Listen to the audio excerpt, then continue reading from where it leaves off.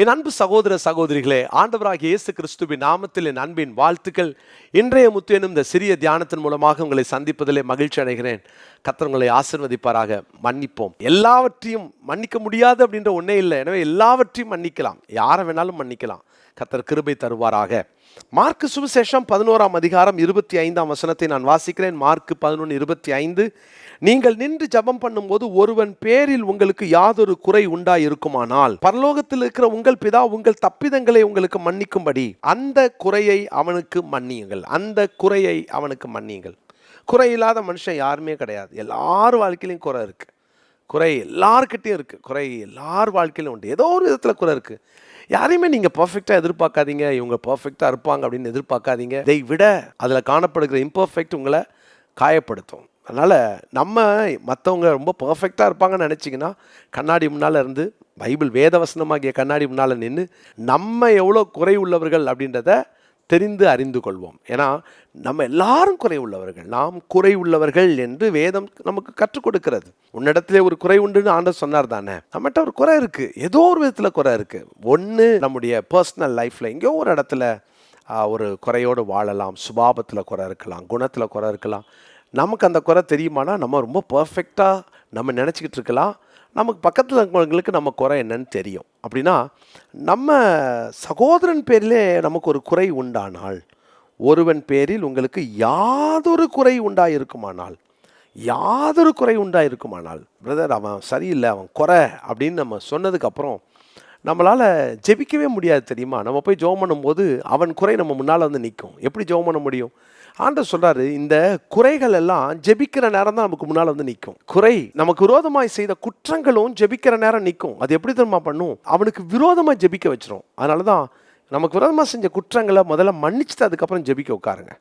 அதே மாதிரி இந்த குறை தேவ சமூகத்துக்கு போகும்போது தான் நமக்கு தெரியும். இப்போ கூட நிறைய நேரம் ஆலயத்துக்கு போகும்போது நம்மளை விட மற்றவங்கெல்லாம் கொஞ்சம் குறை உள்ளவர்களாகவும் மற்றவங்கெல்லாம் கொஞ்சம் ஒரு நேர்மையற்றவர்களாகவும் நம்ம தான் இந்த ஹோலி அப்படின்ற ஒரு எண்ணம் நம்ம நிறைய நேரம் வந்துடும். அது வரக்கூடாது. அப்படின்னா தேவ சமூகத்துக்கு போகும்போதெல்லாம் அப்படி குறை இருந்துச்சுன்னா நம்ம என்ன செய்யணும்? இந்த குறை அப்படின்ற வார்த்தையினுடைய மூல மொழியில் என்ன இருக்குது அப்படின்னு பார்த்தீங்கன்னா, இந்த கிரீவியன்ஸ், அதாவது நம்மளை யாரோ ஒருத்தங்க மனவேதனைப்படுத்துகிறது. பாருங்கள், பரிசுத்த ஆவியானவர் விரோதமாய் நாம் எத்தனை நேரம் அவரை நாம் துக்கப்படுத்துகிறோம். அதுதான் சரியான வார்த்தை. உங்களை துக்கப்படுத்தின ஏதோ ஒன்று, அவங்க பேச்சில் துக்கப்படுத்தியிருக்கலாம், செயலில் துக்கப்படுத்தியிருக்கலாம். அப்படி ஏதோ ஒரு துக்கம் அல்லது உங்களுக்கு ஒரு மன வருத்தத்தை ஏற்படுத்தியிருக்கலாம். அந்த மன வருத்தம் நீங்கள் ஜெபம் பண்ணும்போது உங்கள் முன்னால் நிற்கும். நீங்கள் ஜெபிக்க முடியும்னு நினைக்கிறீங்களா? உங்களால் ஜெபிக்க முடியாது. அது போராடிக்கிட்டே இருக்கும். முன்னால் நின்று அது உங்களை ஜெபிக்க விடாது. ஜபத்தை பிசாசு தடுக்கிறோன்னு இல்லையோ, நம்ம யார் மேலேயோ வச்சிருக்கிற வருத்தம் இருக்குது பார்த்தீங்களா, அந்த குறை அது நம்மளை தடுத்துக்கிட்டே இருக்கும். அதனால தான் ஆண்டவர் முதல்ல ரொம்ப அழகாக சொல்கிறாரு, அந்த குறை உண்டானால் பரலோகத்திற்கு உங்கள் பிதா உங்கள் தப்பிதங்களை உங்களுக்கு மன்னிக்கும்படி அந்த குறையை அவனுக்கு மன்னியுங்கள். முதல்ல ஜபத்தில் மன்னிச்சிருங்க. அட நான் இவ்வளோ குறையாக இருக்கிறேன் ஆண்டவரே, அதெல்லாம் நீங்கள் பார்க்கலையே, அட நானும் அவங்க குறையை மன்னிச்சிடறேன் அப்படின்னு சொல்லிட்டு உடனே மன்னிச்சிருங்க. பாருங்கள், குறையை மன்னிச்சா நம்முடைய தப்பிதங்களை அவர் மன்னிப்பாராம். நம்ம மற்றவங்க குறைய தான் மன்னிக்கிறோம், இவர் நம்ம தப்பிதங்களே மன்னிப்பேன்றார். அருமையான தேவனுடைய பிள்ளைகளே, தேவன் நமக்கு அதுக்கு கொடுக்குற பிளெஸ்ஸிங்னு நான் சொல்லுவேன். நீங்கள் தேவனுடைய சமூகத்தில் போய் அவங்க குறைய மன்னிச்சிருங்களேன். உங்கள் வீட்டில் இருக்கிறவங்களுடைய குறையாக இருக்கலாம், அது அவங்களுடைய வீக்னஸ்னால வர குறையாக இருக்கலாம், அதனால் நீங்கள் காயப்பட்டிருக்கலாம், அதனால் உங்களை துக்கப்படுத்திக்கிட்டு இருக்கலாம். மன்னிச்சிருவோம். ஒரு 3 விஷயங்களை நான் சொல்கிறேன், எல்லாரும் அதை அறிந்து கொள்வோம். முதலாவது, எல்லாரும் குறை உள்ளவர்கள், யாரும் நிறைவானவர்கள் இல்லை. எல்லாருக்குள்ளேயும் ஒரு குறைவு இருக்குது. எல்லாருக்குள்ளேயும் குறைவு இருக்குது. ஒரு வசனத்தை உங்களுக்கு நான் வாசிச்சிடுறேன். 2 கொரிந்தியர் 12ஆம் அதிகாரத்தின் 15வது வசனத்தை நான் படிக்கிறேன். 2 கொரிந்தியர் 12ஆம் அதிகாரம் 15வது வசனத்தை நான் படிக்கிறேன். ஆதலால் நான் உங்களில் எவ்வளவு அதிகமாய் அன்பு கூறுகிறேனோ அவ்வளவு குறைவாய் உங்களால் அன்பு கூறப்பட்டிருந்தாலும் மிகவும் சந்தோஷமாய் நான் உங்கள் ஆத்துமாக்களுக்காக செலவு பண்ணவும் செலவு பண்ணப்படவும் விரும்புகிறேன். நான் வச்ச அன்பு எனக்கு திரும்ப கிடைக்கல. உங்களால் குறைவாக தான் அன்பு கூறப்பட்டிருக்கிறேன், ஆனாலும் உங்கள் ஆத்மாக்காக நான் செலவு பண்ணுறேன்றார். பாருங்க, குறைதான். குறை இருந்தாலும் மன்னிப்பின் அடையாளமாக அவர்கள் ஆத்மாவுக்காக செலவு பண்ண அவர் ஆயத்தமாக இருக்கிறார். பிரியமானவர்களே, முதலாவது யாரும் குறை உள்ளவர்கள். இரண்டாவது, அவங்க கிட்ட இருக்கிற நிறைவை பாருங்கள். இன்னைக்கு நம்ம ஒருத்தர்கிட்ட இருக்கிற ஒரு குறைய நம்ம முன்னால் வச்சுட்டோம்.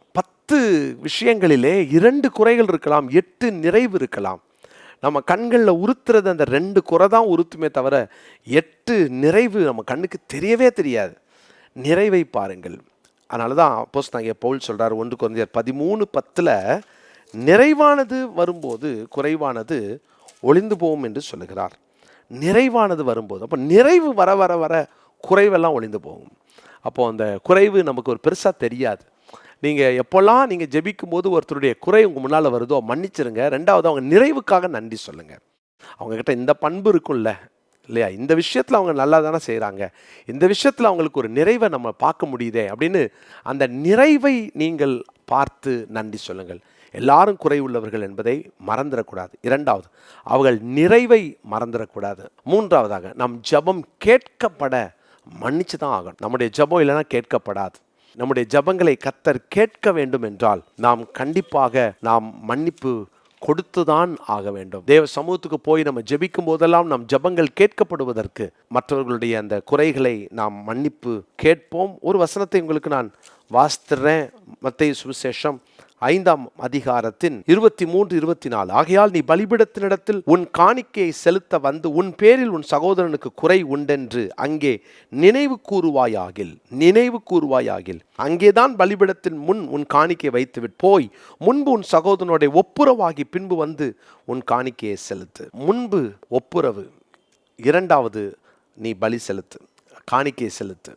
அதில் முக்கியமான விஷயம் என்னென்னா, இந்த குறை ஒரு மனஸ்தாபத்தை ஏற்படுத்தி விட்டது. இந்த குறை மன்னிக்க முடியாத ஒரு தன்மையை ஏற்படுத்தி விட்டது. இந்த குறை ஒரு சண்டையை ஏற்படுத்தி விட்டது. இந்த குறை நமக்குள்ளாக ஒரு கசப்பை ஏற்படுத்தி விட்டது. அதனால் ஆண்டவர் சொல்றார், முன்பு போய் ஒப்புரவாகு. இல்லை ஆண்டவரே, அவன் வந்து ஒப்புரவாகட்டுமே. ஆண்டவர் சொல்றார், இல்லை நீ போய் ஒப்புரவாகு என்று சொல்கிறார். எனவே இன்னைக்கு இந்த குறைகளை சரிப்படுத்திக் கொள்வோம்.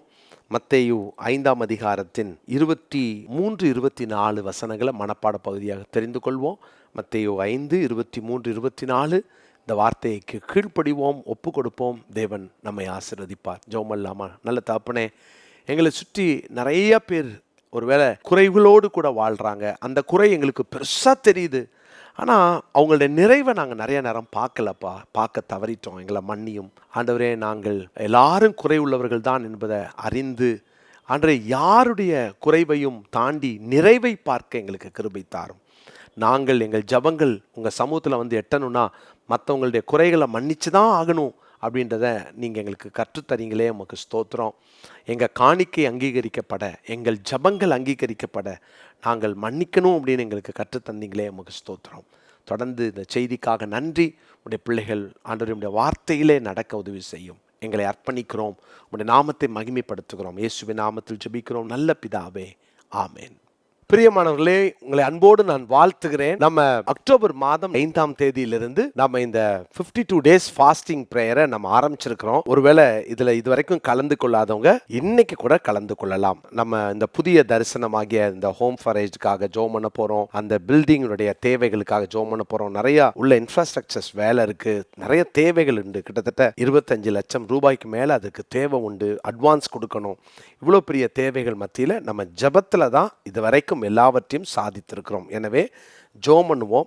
எங்களோடு கூட நீங்கள் இணைந்து கொள்ளலாம். நீங்கள் இன்னைக்கும் இந்த ஜபத்தில் கலந்து கொள்ளணும் அப்படின்னா நவம்பர் 25ஆம் தேதி வரைக்கும் நம்ம தொடர்ந்து ஜெபிக்க போகிறோம். நீங்கள் இன்னைக்கும் இதில் கலந்து கொள்ள விரும்பினா கீழே காண்கிற இந்த வாட்ஸ்அப் எண்ணில் தொடர்பு கொண்டீங்கன்னா உங்களுக்கு நாங்கள் ஜப குறிப்பை அனுப்பி வைக்கிறோம். நம்ம இணைந்து ஜெபம் பண்ணலாம். சீக்கிரத்தில் நம்ம பெரிய காரியங்களை காண போகிறோம். நான் அதை சாட்சியாய் உங்களுக்கு அறிவிக்க போகிறேன். தேவ நாமம் மாத்திரம் மகிமைப்படுவதாக. God bless you.